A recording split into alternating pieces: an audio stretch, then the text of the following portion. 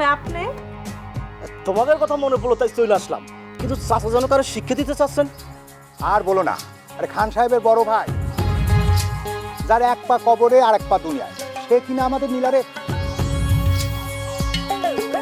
বিয়ের প্রস্তাব দিয়েছে। আপনার এ নিয়ে কোনো চিন্তা করতে হবে না। আমি যখন চলে আসছি তখন এই চিন্তা আমার। তার আরেক পা কিভাবে কবরে পাঠাইতে হয় সেই বন্দোবস্ত আমি করতেছি।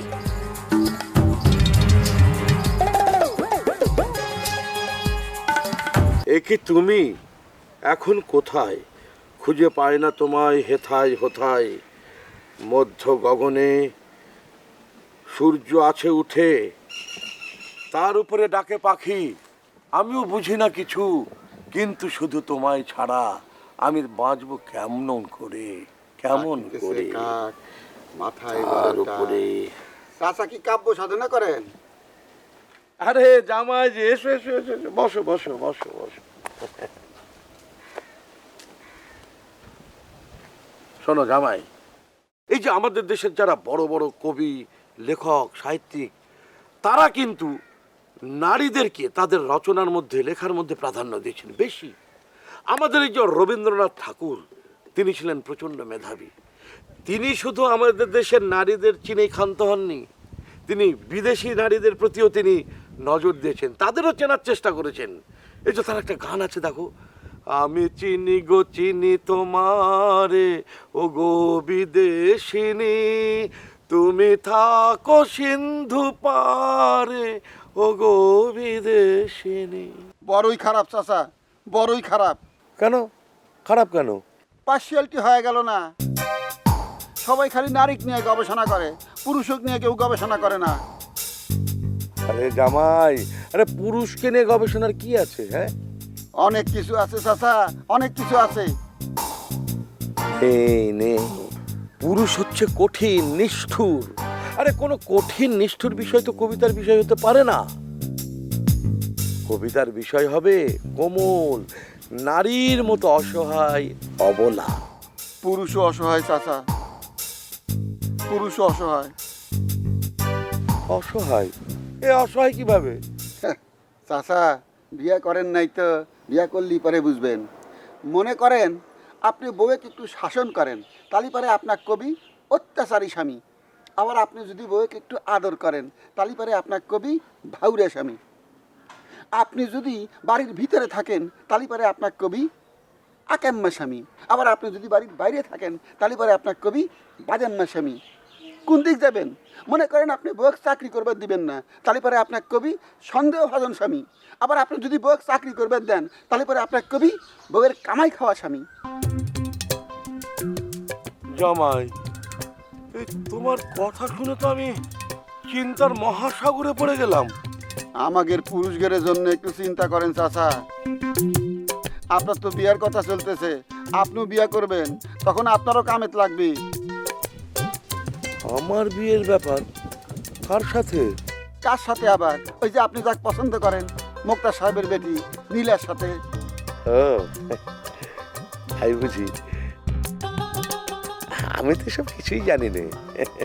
আর ইডারেই তো কয়, যার বিয়ে তার খবর নাই, পাড়াপড়শির ঘুম নাই। আপনি এক্ষুনি নীলা শাশুড়ি ফোন করেন, কথা কন, দেখবেন আমার।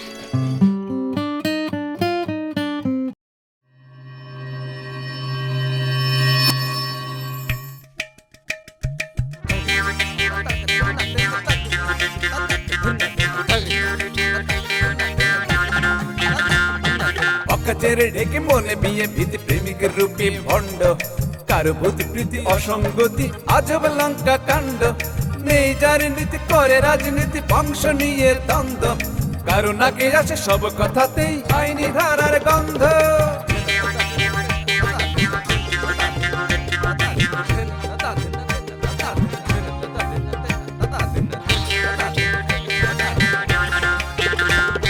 সুস্থ সমাজ হয় অরণ্য কিছু লোকেরই জন্য, এই স্বভাবের মানুষগুলো তবুও গণ্যমান্য।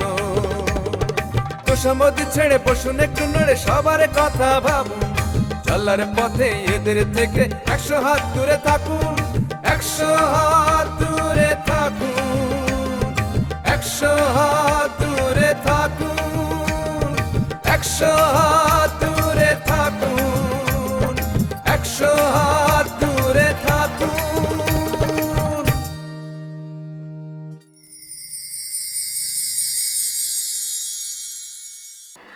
আমাকে পরিবারও দেখছি, পরিবারের যিনি কর্তা মাথাটা তারই দেওয়া লাগে। খান খান খান খান দাদা, খান না খান। ঠিক আছে, সবাই যখন এত করে বলতেছো আমি নিলাম, কিন্তু নেন, আপনি একটু মুখে দিয়ে দেখেন, টেস্ট করেন। খান খান খান। আমাকে পুকুরের মাছ। এতক্ষণ গোগ্লাসে খাইতেছিলাম, এখন বুঝলাম চমৎকার পাক হচ্ছে। হ্যাঁ, এখন তো আর আগের মতো পারি না, তবে আপনারা যদি আমার রান্না করা কাঠলের রিসোর্টটা খাওয়াইতে পারতাম। আগের মতো পারো না মানে? তুমি কি শিশুকাল থেকে পাক জানো নাকি? তা তো পারি, আসলে মা মরা মাইয়া তো সব কিছু শিখা লাগছে। এখন স্বামীটারে হারায়া মাঝে মাঝে আনমনা হয়ে যায়, তখন মরিচের বদলে নুন, নুনের বদলে আদা রসুন এসব দিতে থাকি। তোমার এই অবস্থা রান্না করে যাইতে বলছে কে? তোমার বাড়িতে আর কেউ ছিল না? এ হাসান, না না মানে দাদা হয়েছে ভাবির বলে একটু শরীরে ব্যথা আর কি, আর মলিও রাগ করে শুয়ে আসছিল ওই ফজলুর সাথে, মানে এই জন্য। না না, খুব অন্যায়, খুবই অন্যায়। না না না না, আমার কোনো অসুবিধা হয় নাই, আমার তো রাঁধতে ভালোই লাগে। আপনারা হচ্ছেন দয়ার সাগর, আপনারা আমার এখানে আশ্রয় দিচ্ছেন, 2 বেলা খাওয়ান দিতেছেন, এতেই আমি খুশি। গেছিলাম তুই চৌধুরী গো বাড়ি, আমার 1 গ্লাস পানি পর্যন্ত খাইতে দেয়। পানি খান।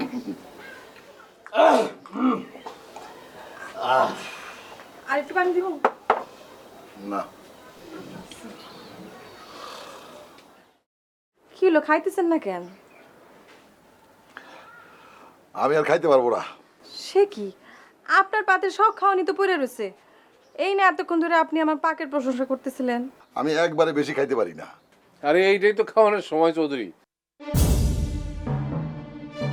এটা কিরম কথা? চৌধুরী? আপনি চৌধুরী? হ্যাঁ, হ্যাঁ, আমি চৌধুরী। না মানে আমি আপনার কথা বলি নাই, আমি অন্য আরেক চৌধুরীর কথা বলতেছিলাম। আমি ছাড়া এই গ্রামে আর কোনো চৌধুরী নাই।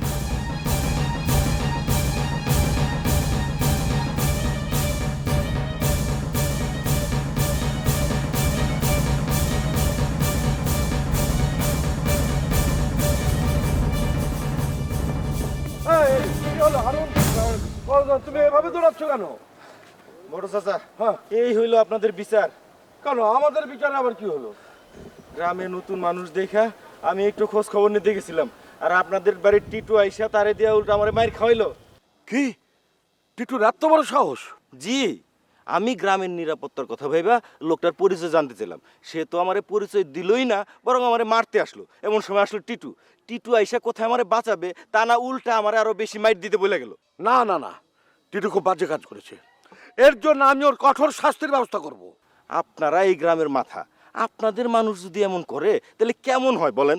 ঠিক আছে হারুন, আমি এখন একটা জরুরি কাজে মুক্তা সাহেবের বাড়িতে যাচ্ছি। হ্যাঁ, তোমার সাথে পরে কথা হবে। হ্যাঁ, বলেন কি? আমাকে যে মারলো সে তো মুক্তার সাহেবের আপন ভাতিজা। আপনি তাহলে এই বিচারটাই প্রথমে করেন। কি মুক্তার সাহেবের ভাতিজা এসছেন? জি। তাহলে তো আমার বিয়ের ব্যাপারেই এসেছে নিশ্চয়। কিছু বললেন? হ্যাঁ বললাম, তুমি মুক্তা সাহেবের ভাতিজাকে বিরক্ত করেছো, তোমার উচিত শিক্ষা আছে। তুমি খুব অন্যায় কাজ করেছো, আমি হলে তোমাকে আরো শাস্তি দিতাম, বুঝেছ? শাস্তি কম হয়ে গেছে। কি বললেন আপনি? আবার কি বলবো? আমি যখনই কোনো শুভ কাজে যাই তখনই তুমি আমার পথ আগলে দাঁড়াও। খারাপ। আরে পাগল নাকি?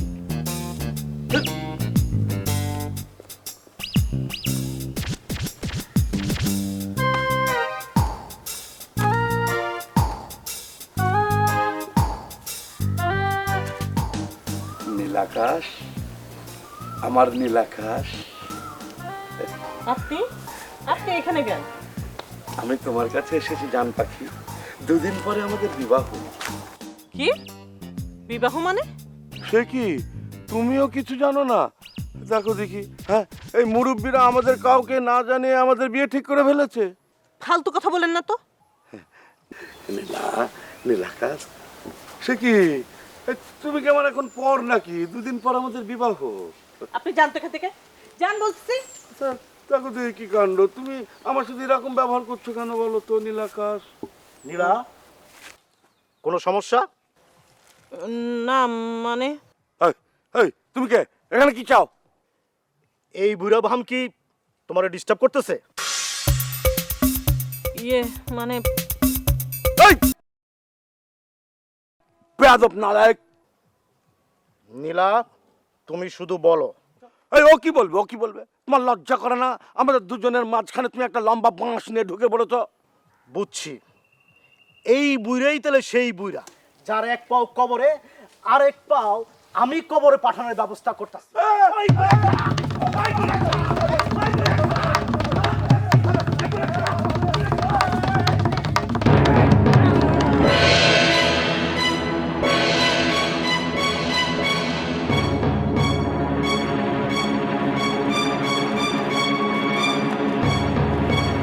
উনি কি মরে গেছে? মরলে মরছে, তুমি যাও, বাড়ি যাও।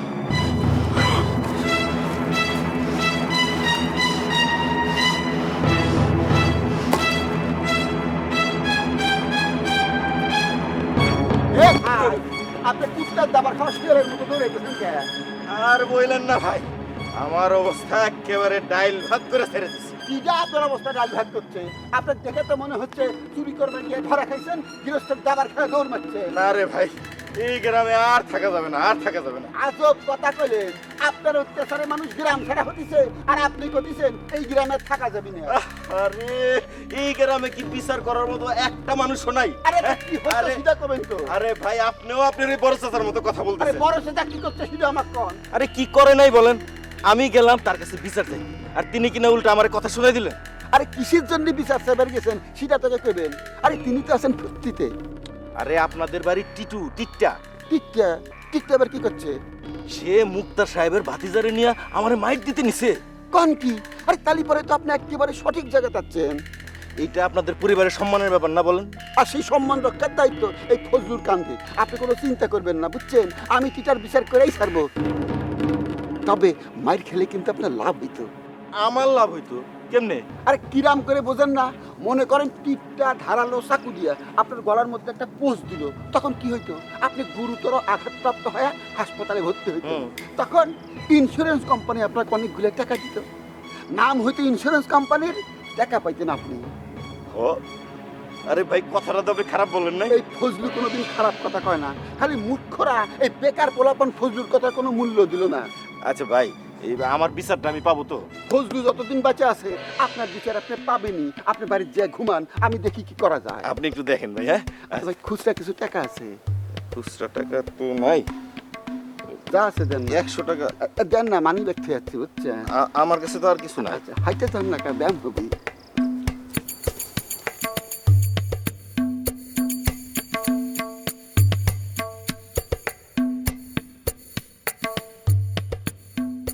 আমারে মাফ করে দেন, আমি বুঝতে পারি নাই, না বুঝে আপনাদের মেয়ে মানরে। উঠো উঠো উঠো, এই কথা কথা পা ধরবে না। আর তোমার তো কোনো দোষ নাই, তুমি তো আর জানতে না যে এইটাই সেই চৌধুরী। হ্যাঁ, আমারও একই মত। তাইলে আমার কোনো ভুল হয় নাই? আরে না না, তোমার কোনো ভুল হয় নাই, তবে তোমার একটা বদ অভ্যাস বদলাইতে হইব। কি বদ অভ্যাস? এই যে কথা কথা পায়ের উপরে পড়ে যাও, এটা তোমার থামাইতে হইব। জি জি দাদা, আমারও তাই মত। জি, ওইটা তো আমার ছোটবেলার অভ্যাস। আসলে আমার সাথে কেউ তো কোনোদিন এমন করে কথা কয় নাই। আপনি যেই মহব্বত দেখান, সেই মহব্বত কেউ আমার দেখায় নাই। আচ্ছা আচ্ছা, ঠিক আছে, তুমি এখন যাও। জি, আমার একটা আর্জি ছিল। আরজি? আচ্ছা বলো। আমি তো এক কাপড়ে বাস বাস, আর বলতে হবে না। আচ্ছা, কি বিষয়? মানে জি দাদা, মানে হয়েছে কি, এইগুলো তুই খেয়াল করবি না? একটা মেয়ে এ বাড়িতে আশ্রয় নিচ্ছে, তারা এখানে থাকতে দিচ্ছে, তার কাপড় চোপড় লাগবে, এটা তুই দেখবি না? তুই দাদা আমার আগে বলে নাই তো, আমি বললাম আর আমি শোন, নিয়ে আসতাম। মানে টাকা নিয়ে যা, এখন নতুন কাপড় কিনে দিবি, যা। না না, ভাইজানের তো কোনো দোষ নাই। ভাইজান জানলে পরে নিজেই লাফাই কিনে নিয়ে আসতো। কিন্তু আপনি হয়েছেন এই বাড়ির কর্তা, আপনারে না জানা কিছু করা মানে তো মহা অন্যায় করা। ভাইজানের অবশ্য কষ্ট করার কোনো দরকার নাই। টাকাটা আমারে দিলে আমি নিজেই পছন্দ করে কিনে নিয়ে আসতে পারবো। আমারও তাই মনে হয়। আমি তো আবার মেয়েদের জিনিসপত্র তো পছন্দ করে কিনতে পারবো না, তার কাছে দিলে সে পছন্দ করে কিনতে পারবে। অবশ্যই অবশ্যই, তুই টাকাটা দিয়ে দে, যা। তুমি আজকে কিনবা? জি অবশ্যই, ধন্যবাদ। 1000 টাকা আছে, অনেক জিনিস কিনে যাবে।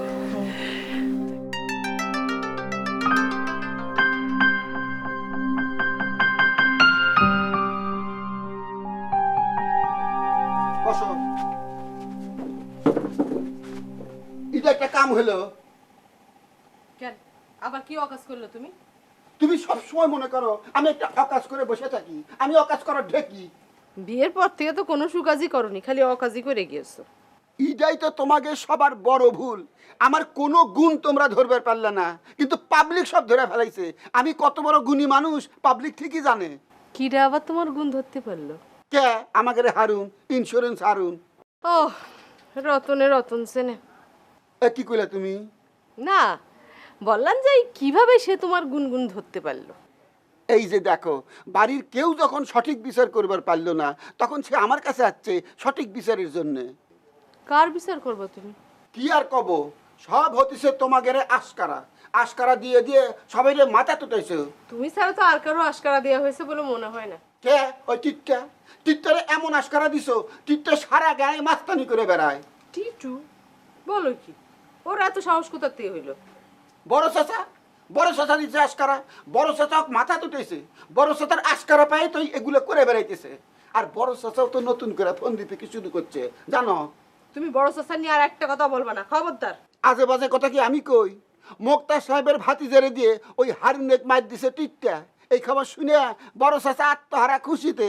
খুশিতে তো আত্মহারা হবি, কারণ তাই তো বিয়ের প্রস্তাব নিয়ে গেছে মোক্তারের বেটিক বিয়ে করার জন্যে। বলো কি? যাহা বলি সত্যি বলি, তোমরা যা ঘটাও আমি তা রটাই।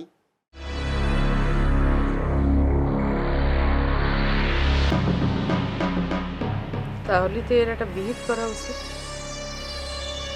আমি চিন্তা করে দেখি।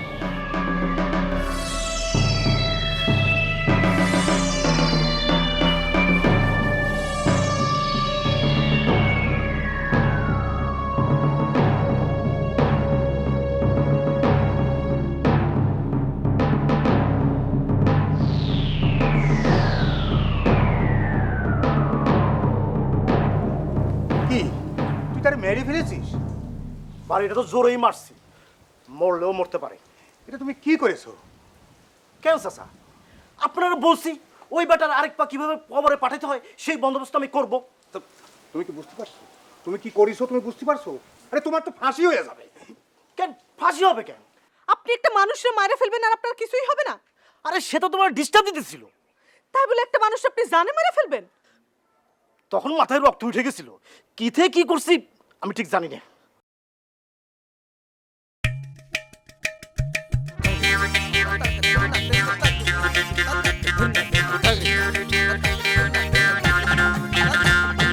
অকাচেরে ডেকে মনে বিয়ে ভীতি প্রেমিকের রূপে ভণ্ড, কারো প্রতি প্রীতি অসঙ্গতি আজব লঙ্কা কাণ্ড। নেই যার নীতি করে রাজনীতি, বংশ নিয়ে দ্বন্দ্ব, কারো নাকে আসে সব কথাতেই আইনি ধারার গন্ধ।